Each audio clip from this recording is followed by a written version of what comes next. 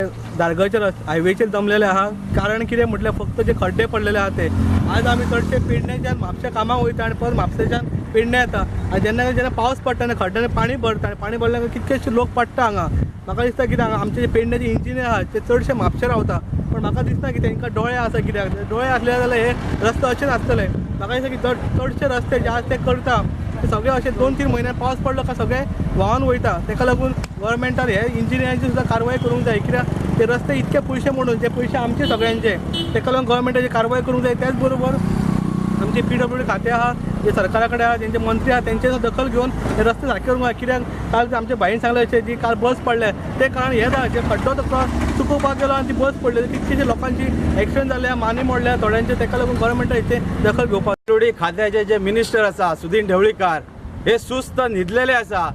आयज हांगा पेडण्याचो जो आमचो NH हायवे आसा तो पुला वयल्यान जो पूल टू रस्तो सगळो खड्डेमय जाल्लो आसा। आयज ना म्हटल्यार ह्या गेल्या वर्सा पासून 10-15 भुरगे हांगासर आपले प्राण ह्या खड्ड्यासाठी मेलेले आसा। हांगासर भुरगे जाल्यार तांकां जाग येना। हे जो भरपूर दाम दुप्पटीन जो ह्यो वाहनाचो टॅक्स घेता हो सरकार, तो पैसो ह्या खड्ड्यान वयता काय हे 6 म्हयन्यांनी इलेक्शन घेवन ह्यो लोकांचो पैसो इलेक्शनाक मोडटा हे कळना। जर अशेंच जर हे खड्डे चालू रावला जाल्यार आनी कितके जाणांचे बळी वचपा हे सांगता येना।